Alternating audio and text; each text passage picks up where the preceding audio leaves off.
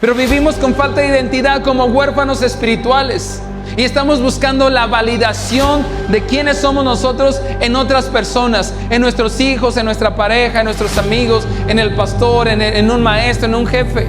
Tengo un mensaje que quiero compartir con ustedes que está basado en un episodio que está narrado en los 4 evangelios. Es un episodio donde parece ser que Jesús sale de control. Normalmente vemos a Jesús con una actitud de paz, con una actitud tranquila, pero este episodio está narrado en los 4 evangelios y seguramente es porque es algo muy importante. Y también los 4 escritores de los evangelios lo escribieron porque fue algo que fue muy impactante para ellos. Pero le voy a pedir que me acompañe a Mateo capítulo 21, versículo 12. También está narrado en Marcos, en Lucas y en Juan, pero vamos a leer cómo nos lo narra Mateo. Mateo capítulo 21, versículo 12. Lo voy a leer en la versión Reina Valera. Dice así: y entró Jesús en el templo de Dios y echó fuera a todos los que vendían y compraban en el templo, y volcó las mesas de los cambistas y las sillas de los que vendían palomas, y les dijo: escrito está, mi casa, casa de oración será llamada, mas vosotros la habéis hecho cueva de ladrones. Y tiene que ver con lo que cantábamos hace rato. Hace rato estábamos cantando esta porción. Soy tu casa de oración, no una cueva de ladrones.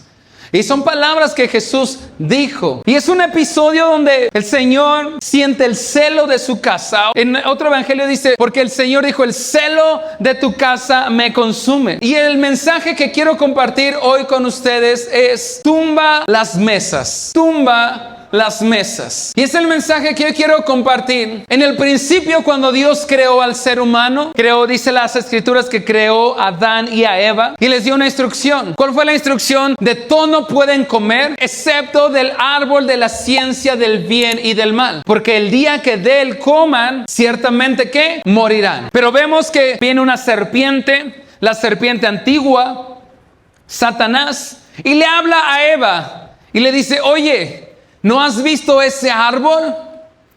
Se ve que su fruto es delicioso. Y Eva le contesta: no podemos comer. Dios nos dijo que de todo podemos comer excepto del árbol de la ciencia del bien y del mal. Nos dijo que no podemos comer, ni siquiera tocarlo, ni aún mirarlo. Y la serpiente, que representa a Satanás, y la Biblia dice que Satanás es el padre de toda mentira, dice: es que no es así. Lo que pasa es que el día que de ese árbol coman, ustedes van a ser como Dios. ¿En qué sentido? De que van a conocer el bien y el mal. Y Eva come del fruto, pero no come del fruto porque se veía delicioso en sí el fruto, sino come del fruto porque quiere ser como Dios. Por lo que conllevaba comer de ese fruto. El tener el conocimiento del bien y del mal. Y esa ha sido la lucha hasta el día de hoy. ¿En qué sentido? Que ninguno de nosotros queremos ser los dioses del mundo. Pero sí queremos ser los dioses de nuestra propia vida. Queremos gobernar nuestra propia vida y no queremos permitir que nadie gobierne nuestra vida. Tal vez por malas experiencias, quizás tuvimos malos ejemplos de malos líderes, tal vez líderes que nos lastimaron, nos dañaron, abusaron de nosotros y cerramos nuestro corazón y dijimos: no, yo tengo el conocimiento de lo que está bien y de lo que está mal. Yo voy a gobernar mi vida, voy a dirigir mi vida como yo quiera hacerla. Y eso que fue desde el inicio, el querer tener el conocimiento de lo que está bien y lo que está mal por mi propia cuenta, es con lo que seguimos batallando.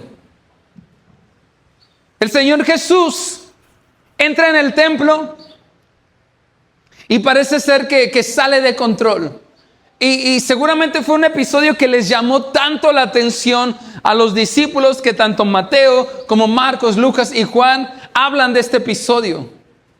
Hay un momento donde Jesús entra al templo y se da cuenta que la casa que en su corazón y en el corazón de su padre había surgido para que de ahí subiera olor fragante a los cielos, se había perdido todo propósito. ¿En qué sentido?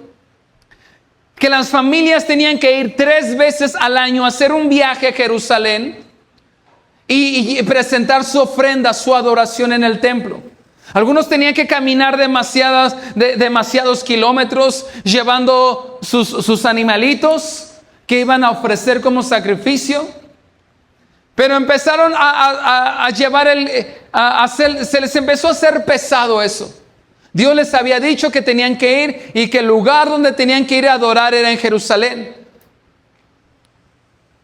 Pero ellos empiezan a decir, bueno, está muy pesado, vamos a hacer esto más práctico. Porque ellos tenían que llevar un animal que fuera algo de ellos, desprenderse y ofrecerlo para el Señor. Ellos lo tenían que criar, que cuidar. Pero dijeron, está muy pesado, tenemos que caminar mucho y andar cargando aquí los animalitos y cuidándolos que sean perfectos. Entonces por ahí de repente a alguien se le ocurrió, miren, vamos a hacerlo más fácil. Mejor nosotros cuidamos los animalitos. Cuando vengan los que van a adorar al Señor, pues que no lo traigan, mejor que aquí lo compren. Que aquí lo compren, se los vendemos y es lo que ofrecen al Señor. Pero las personas venían con su moneda. El problema es que con la moneda que ellos traían no podían comprar ahí en el templo, tenían que intercambiarlas, tenían que ir a casa de cambio. Y entonces empezó a hacer un negocio redondo donde me vas a comprar el animalito, pero no lo puedes comprar con tu moneda. Tienes que cambiarla por la moneda del lugar. Y entonces al hacer esa transacción, había una ganancia, había una comisión, iban y compraban. Y entonces se perdió el propósito de lo que era la casa de oración. Se hizo solamente un negocio. Para los que estaban ahí, los cambistas, se hizo un negocio. Se olvidaron de todo el propósito. Y los que iban a presentar su ofrenda pensaron en el camino del poco esfuerzo. Decir, bueno, nada más llevamos ahí dinero, lo damos, intercambiamos y ofrecemos. David dijo, yo no le daré a Dios nada que no me cueste. Pero parece ser que eso se les olvidó. Y el propósito de la casa de oración, se olvidó. Y el fin, que era adorar a Dios, era venir al templo y ofrecer algo de gran valor, se perdió completamente. Y es entonces que el Señor Jesús se da cuenta de lo que está ocurriendo. Toma unas cuerdas, las amarra en sus manos, hace una especie de látigos y empieza con celo porque dice, el celo de tu casa me consume. Esas mismas frases le expresó David y hace una especie de látigos y empieza a tirar todo lo que estaba ahí. Con sus manos empieza a aventar la mesa de los cambistas. Y eso le provocó que después dijeran, vamos a crucificarlo. Porque no les gustó a las personas. Ahora, la Biblia dice que que Dios ya no habita en templos hechos por humanos. La Biblia dice que nosotros ahora somos templo del Espíritu Santo. Que nosotros somos piedras vivas y que Él habita en medio de nosotros. Es decir, que Él ya no habita en medio de 4 paredes. Él ya no habita en un arca, como eran los tiempos de David. Dicen las Escrituras que David tenía una aflicción. Y dice, acuérdate de David y de toda su aflicción cuando dijo, no daré descanso a mis ojos ni dormiré hasta que no haya morada para el Señor. Y David tenía una aflicción que era la misma aflicción de Jesús, que era un lugar digno para el Señor. Porque en los tiempos de David la presencia de Dios estaba representada por el arca del pacto. Y la habían robado los filisteos. De repente la recuperan, pero andaba en diferentes casas. Andaba en diferentes lugares. Entonces David tiene una aflicción y él de un día se da cuenta y le viene esta revelación. Él estando en su palacio lleno de oro y dice, empieza a afligirse su corazón, a decir, no es posible que yo esté viviendo aquí con todos los lujos, que tenga todas las comodidades, que no me hace falta nada. Vivo en un lugar lujoso, el palacio, y que la presencia de Dios no tenga un lugar donde reposar. Y él dice, no daré descanso a mis ojos, ni dormiré hasta que haya un lugar morada para Jehová. Y esa era la aflicción de David. Y era la misma aflicción, el mismo deseo de Jesús, pero cuando se da cuenta, estaba ocurriendo lo mismo.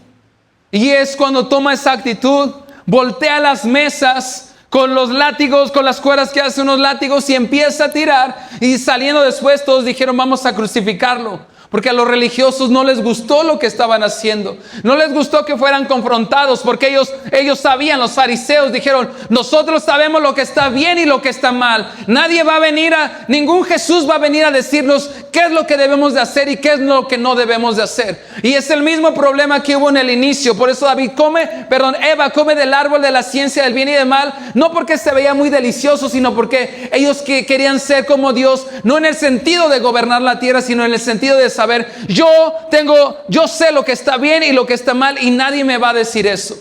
Fue el mismo sentir de los fariseos, que dijeron, no va a venir ningún Jesús a decirnos que esto que estamos haciendo está mal. Así lo hemos hecho siempre y así estamos cómodos. Y ese es el mismo problema de nosotros.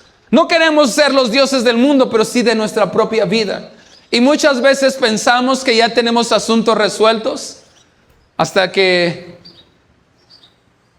viene alguien y te daña el corazón y dice, creo que hay tumbas que se tienen que tirar en mi corazón. Y no nos gusta que nos digan, porque nosotros decimos, yo sé lo que debo de hacer, y tal vez no lo expresas de esa forma, pero cuando alguien intenta pastorearte, gobernarte, aconsejarte, tú dices, yo he comido del árbol de la ciencia del bien y del mal y yo gobierno mi propia vida. Nadie va a venir a decirme lo que debo de hacer, lo que no, lo que está bien, lo que está mal. Y es cuando Jesús viene y voltea las mesas. Y es de lo que te quiero hablar el día de hoy. Dios está haciendo algo especial en medio de esta iglesia, en medio de cada corazón. Y hoy quiere hablarte a tu corazón.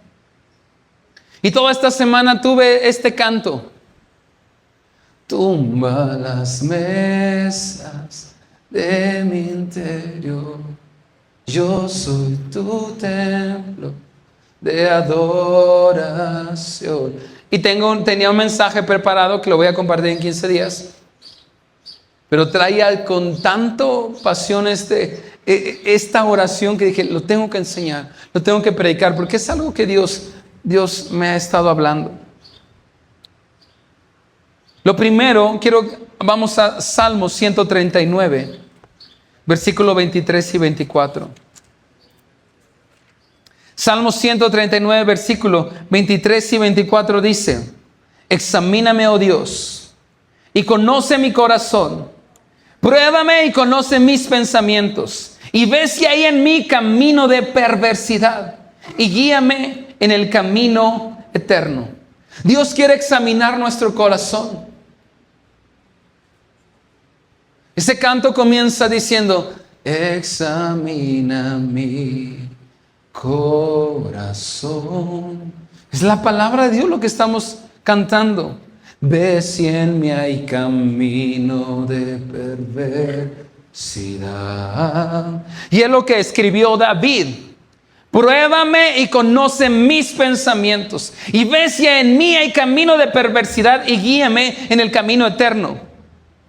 Y esta oración que hizo David es la preparación de un corazón para poder recibir lo que Dios quiere, que quiere darnos. Dios no te va a mostrar áreas de tu vida que tienen que ser limpiadas para avergonzarnos, sino Él nos muestra esas áreas de nuestra vida que tienen que ser limpiadas para sanarnos y para restaurarnos. Yo pensaba que ya había resuelto algunos asuntos yo en mi corazón con respecto al perdón, pero no es hasta que atraviesas otra vez situaciones donde te sientes herido, traicionado, menospreciado, ignorado, que creo que el Señor necesita todavía trabajar aquí. Y no es para avergonzarme, sino porque Él quiere sanarme, quiere restaurarme. Y cuando Dios te muestra asuntos en tu corazón, No es para avergonzarte, sino es para sanarte y es para restaurarte. Mire, Hebreos, acompáñeme, Hebreos capítulo 4, versículo 12. Dice lo siguiente: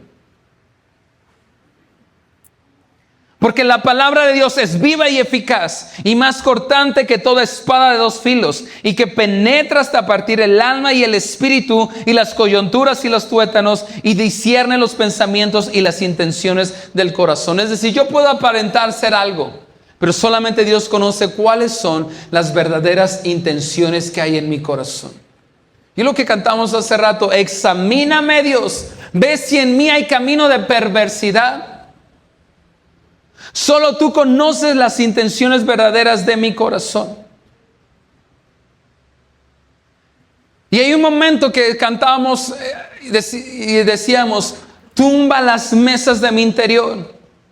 Porque dentro de nosotros hay mesas que se han convertido en obstáculos que Jesús quiere quitar y que quiere tirar y quiere tumbar. Pero nosotros no se lo hemos permitido. Hay mesas que nosotros hemos puesto, que no le hemos permitido y que nos hemos sentado y que el Señor no las quiere ahí porque estorban para que puedan haber milagros de Dios en nuestra vida. Pero hemos puesto esas mesas y nos hemos sentido cómodos y decimos: yo sé lo que está bien, lo que está mal, yo sé cómo debo de hacer las cosas, yo sé cómo debo de manejar mi vida. Y el Señor dice: hay que tirar esas mesas. Y esas mesas se convierten en obstáculos. Y quiero mencionarte algunas mesas que tal vez podemos tener en nuestras vidas. Tal vez tenemos mesas de pecado. Pecados que toleramos o que justificamos y decimos: bueno, pues el Señor sabe, ¿no? Claro que el Señor sabe. Y sabe que si no nos arrepentimos, no podemos tener parte con Él. Mesas de pecado. ¿Qué tipos de pecado? Orgullo, soberbia. Porque hay muchas cosas que les llamamos pecado y que no lo son. Y hay un montón de cosas que sí son pecado y que pensamos que no lo son. Y una de ellas son el orgullo y la soberbia. Y en esta podemos caer tanto. Si hay esas mesas de orgullo, de soberbia, y el Señor te muestra y nos dice: hey, tal vez hay orgullo, hay soberbia en tu vida, déjame tumbar esas mesas. Pero nosotros decimos: no, yo he comido del árbol de la ciencia del bien y del mal y yo sé lo que está bien y lo que está mal. ¿Qué otro tipo de mesa de pecado? Envidia, celos, mentira, manipulación.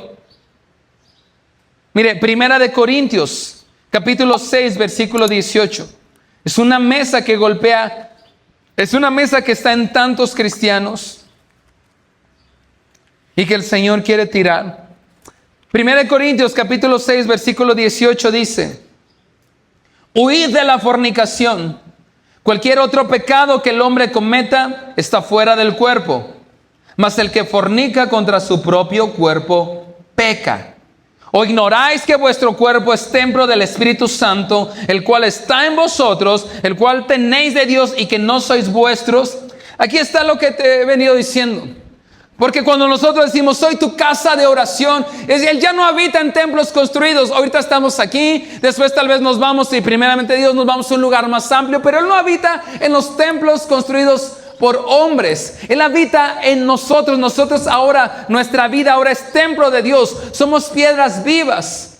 Y tal vez una de las mesas que muchos cristianos tal vez tenemos es esa mesa del pecado sexual, de la lujuria, de la fornicación. Y aquí dice: huid de la fornicación, porque cualquier otro pecado que el hombre cometa está fuera del cuerpo, mas el que fornica contra su propio cuerpo peca. Y se te olvidó que ahora tu cuerpo es el templo y que la casa de Dios será llamada casa de oración. Y entonces cuando hay lujuria, cuando hay fornicación y están esas mesas, no está siendo nuestro templo casa de oración, está siendo una cueva de ladrones. Y por eso tenemos que venir y decirle: Señor, yo quiero ser tu casa de oración. No quiero ser una cueva de ladrones, porque tal vez hay mesas de orgullo, de soberbia, de lujuria, de fornicación. de codicia, de avaricia, de ira, de enojo. Y que se necesita un arrepentimiento genuino y permitir que el Señor venga y tumbe esas mesas, que las tire, quitarnos ese deseo de ser nuestros propios dioses. Todos hemos comido del árbol de la ciencia del bien y del mal, y por eso nuestro deseo es: yo sé lo que está bien, yo sé lo que está mal, y ningún Jesús va a venir a voltear esas mesas que yo he puesto, que yo me he sentado, incluso que he invitado a otros a sentarse. El Señor tiene que venir y tirar esas mesas. Tal vez tenemos en nosotros mesas de ídolos, y a veces pensamos que el ídolo solamente es tener un santito, un San Juditas. No solamente eso es un ídolo. ¿Qué es un ídolo? Un ídolo es todo lo que ocupa el primer lugar en nuestro corazón. Tal vez el primer lugar en tu corazón lo ocupan tus hijos, y ellos son tus ídolos. Pastor, pero son mis hijos, ¿no los debo de amar? Claro que sí. Pero un ídolo es todo lo que ocupa. Mire, el Señor puso, dio la ley, 10 mandamientos. Está en Éxodo. Pero después lo puso más fácil y lo resumió en 2. Amarás al Señor tu Dios y a tu prójimo. Dijo: mira, solamente ámame a mí con todo tu corazón, con todas tus fuerzas, y ama a tu prójimo. Y la pregunta es: ¿quién es mi prójimo? Ahí pregúntale que tienes al lado tuyo: ¿quién es mi prójimo? Cualquiera. Cualquiera. Otra persona aparte de ti, ese es tu prójimo.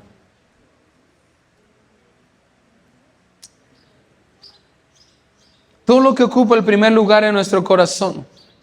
Y el Señor nos dice: ámame a mí, ama al prójimo. Pero nosotros decimos: no, yo comí del árbol de la ciencia del bien y del mal, y yo sé lo que debo de hacer. Yo sé con quién me junto, con quién no me junto, y a quién sí perdono y a quién no perdono. Y hay una mesa de ídolos que debemos de tirar, porque tal vez tú te has sentado en el trono de tu corazón y sabes lo que Dios dice, pero dices: no. Y la serpiente es la que le habló a Eva y le dijo: es que el día que de ese árbol comas, vas a ser como Dios, en el sentido de que vas a saber lo que está bien y lo que está mal. Y todos vamos corriendo a comer de ese fruto, porque no nos gusta que alguien más nos diga lo que está bien y lo que está mal, lo que debemos de cambiar. Tal vez hemos puesto el trabajo, el dinero, todo lo que ocupa el primer lugar en nuestro corazón. Ese es un ídolo. Y que solo Dios puede ocupar el trono de nuestra vida, de nuestro corazón. Y si hemos puesto una mesa de ídolos, es un buen día para decirle: Señor, tira esa mesa. Otros tenemos mesa de control. ¿Qué es esto? Que queremos manejar nuestros tiempos, nuestros planes, nuestras decisiones. Pero vivimos con falta de identidad como huérfanos espirituales. Y estamos buscando la validación de quiénes somos nosotros en otras personas, en nuestros hijos, en nuestra pareja, en nuestros amigos, en el pastor, en un maestro, en un jefe. Y vivimos como huérfanos espirituales. Otros se autopromueven diciendo: yo soy tal, Dios me usa en esto, en lo otro, y se autopromueven porque están buscando la validación de otras personas. Y es una mesa de falta de identidad, mesas de inseguridad, necesidad. La Biblia dice que ya no somos esclavos del temor, sino ahora que hemos recibido el espíritu de adopción, por el cual clamamos: Abba, Padre, y ahora somos hijos de Dios y no somos esclavos del temor. Y necesitamos recibir la identidad de que somos hijos y tirar esa mesa de falta de identidad. Hay otra mesa que tristemente veo mucho en muchos cristianos, en muchos lugares, que es la mesa de la religión. ¿Me ayudas, Nat? La mesa de la religión. ¿Qué es esto? Solamente se vive de apariencias. Apariencias externas, pero sin fruto real. Como la higuera estéril. Hay un episodio donde Jesús está y se encuentra con una higuera y ellos tienen hambre. Y Jesús les dice a sus discípulos: bueno, hay una higuera, vamos a ir y vamos a comer de ese fruto. Pero cuando se acercan, no tenía fruto. Y el Señor dice, todo pámpano que en mí no lleva fruto será cortado y será echado al fuego eterno. Y la mesa de la religión es aquella que vive solamente de apariencias, de una buena apariencia, de una buena predicación, de una buena palabra, pero por dentro, como dice las Escrituras y como Jesús le dijo a sus discípulos, ustedes son sepulcros blanqueados, porque aparentan que todo está muy bien, todo muy padre, pero por dentro hay muerte, por dentro hay pura muerte. Y veo tristemente tantas mesas de religión, apariencia externa pero sin fruto real. Mateo capítulo 21 es el que comenzamos a leer. Pero en el versículo 13 dice, y les dijo, escrito está, mi casa, casa de oración será llamada, mas vosotros la habéis hecho cueva de ladrones. Y vinieron a él en el templo ciegos y cojos y los sanó. Pero los principales sacerdotes y los escribas, viendo las maravillas que hacía, y a los muchachos aclamando en el templo y diciendo, Hosana al hijo de David, se indignaron. Y le dijeron, ¿oyes lo que estos dicen? Y Jesús les dijo, si nunca leísteis, de la boca de los niños y de los que maman perfeccionaste la alabanza. La religión impide el mover de Dios. ¿Cómo se ve una mesa de religión cuando juzgamos lo que no entendemos? Cuando juzgamos lo que no conocemos. Yo les he dicho, nosotros tratamos de hacer mucho contenido en redes sociales y algunos no entienden, no nos conocen.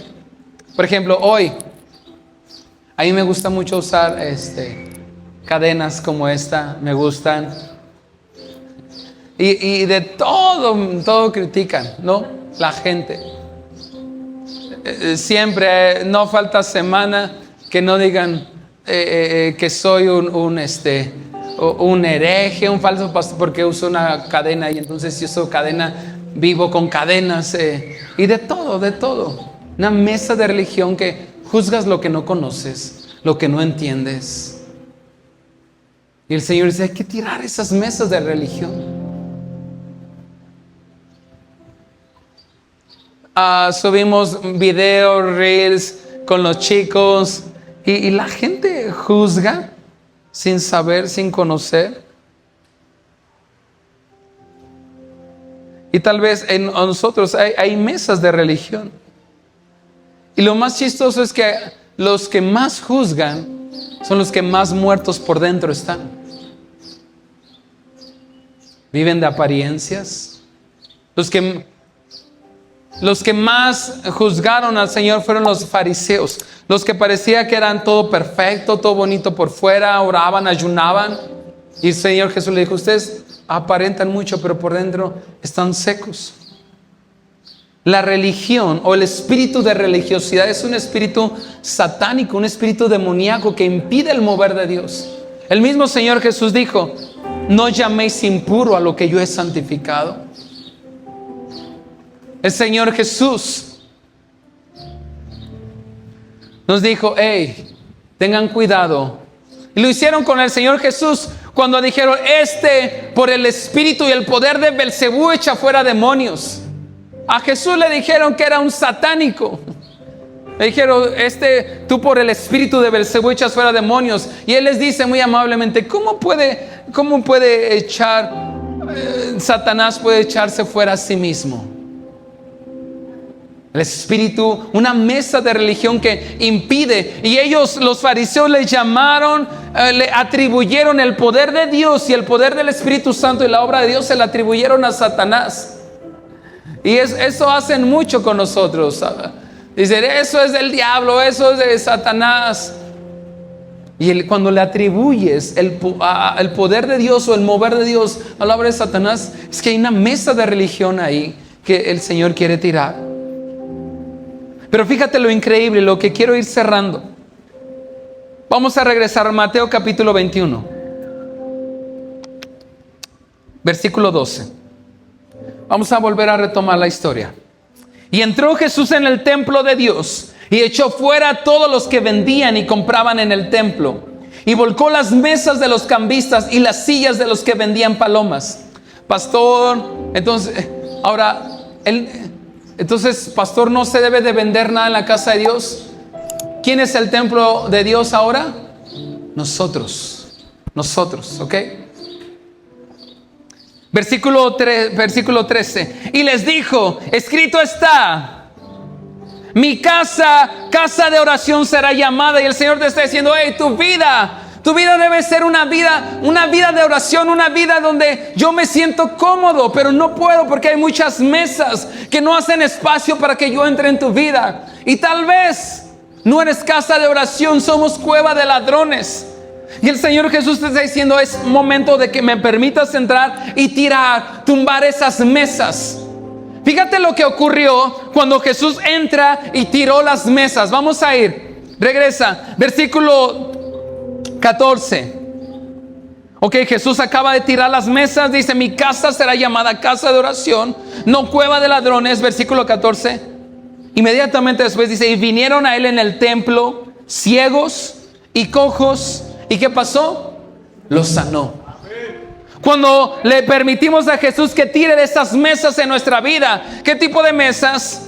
Algunas que mencionamos y hay más. Pero mesas de pecado, mesas de ídolos, mesas de control, mesas de falta de identidad, mesas de religión. Y le permitimos a Cristo que las tire, las tumbe. Damos lugar para los milagros en nuestra vida. Es hasta que Jesús viene y tumba las mesas que dice que vinieron cojos, que vinieron ciegos, y entonces hubo espacio para los milagros de Dios. Tal vez no hemos recibido ese milagro porque hay mesas que necesitan ser tiradas, tumbadas, para que haya espacio y los milagros de Dios se manifiesten en nuestra vida. Ahora quiero preguntarte, ¿qué fruto está viendo Jesús en tu vida? Mira, Mateo 21, versículo 18. Porque tal vez estamos como esta higuera. Mateo 21, ahí adelantito, versículo 18 dice, por la mañana volviendo a la ciudad, tuvo hambre Jesús. Y viendo una higuera cerca del camino, vino a ella. ¿Y qué dice? Y no halló nada en ella, sino hojas solamente. Y le dijo, nunca jamás nazca de ti fruto. Y luego se secó la higuera. Viendo esto, los discípulos decían maravillados, ¿cómo es que se secó enseguida la higuera? Respondiendo Jesús les dijo, escucha esto, de cierto os digo que si tuvieras fe y no dudaréis, no solo haréis esto de la higuera, sino que si decirle al monte, y si le dijeres, quítate y échate en el mar, será hecho. Y todo lo que pidieres en oración creyendo lo recibiréis. Pero el Señor les da una enseñanza, pero a lo que voy es, ¿qué fruto está viendo Jesús en tu vida? Jesús quiso ver fruto y disfrutar y recibir del fruto de una higuera. Pero cuando se acercó, esa higuera, ¿qué tenía? Nada. Estaba seca. Solamente tenía hojas. Aparentaba ser algo, pero cuando Jesús quiso ver fruto en ella, no tenía ¿qué? Nada. La higuera tenía hojas, pero no fruto. La Biblia dice, por sus frutos los conoceréis.